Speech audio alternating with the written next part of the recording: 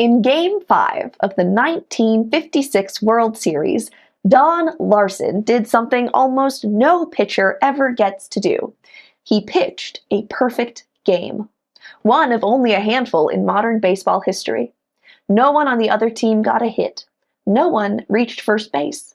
Every pitch exactly where it was supposed to be, from the first inning to the last. Today, we're looking at the closest thing to a perfect game in the whole Bible. Hi, I'm Monica Romig. I have a Master of Divinity from Gordon-Conwell Theological Seminary, and I've been teaching high school theology for more than a decade. For 5 days, God has been speaking the world into being. Light, sky, land, sea creatures, birds, animals, and every single day the same line. God saw it was good. Perfect pitch after perfect pitch. Then, on day 6, God does something different. He says, "Let us make mankind in our image." A creature different in kind from everything that's come before. God is about to make someone who will be like him, formed from the dust of the ground with the breath of life breathed into him, up close by God himself. God places him in a garden and gives him work to do. Care for it, tend it. And then something changes. For the first time in the whole story, God looks at what he's made and he doesn't say, "It is good." He says, "It is not good for the man to be alone." So, God brings the animals to Adam, and Adam names each one, and this moment matters. God doesn't name the animals himself. He hands that job to Adam. God's been pitching the perfect game, and now he's sharing the responsibility with his creation, his image bearer. It's not the perfect game if only God is playing. God told humans to rule over what he's made, and Adam's very first act is doing exactly that. Another perfect inning. But the animal parade is also a search. None of them, not one, turns out to be the companion Adam needs. Adam needs a partner to care for creation and exercise dominion and multiply and fill the earth alongside him.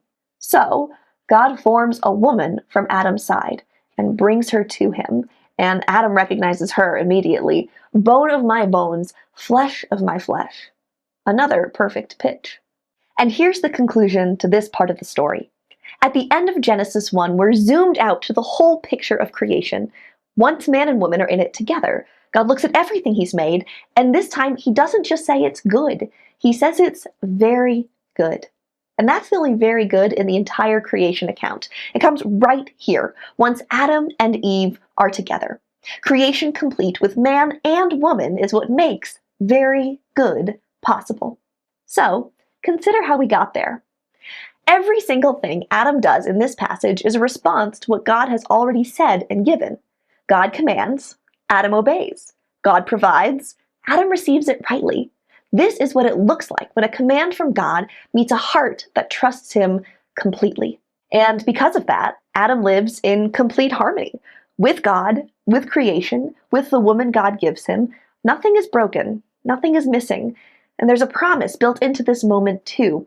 If this is the pattern, obedience, trust, receiving what God gives, then blessing naturally follows.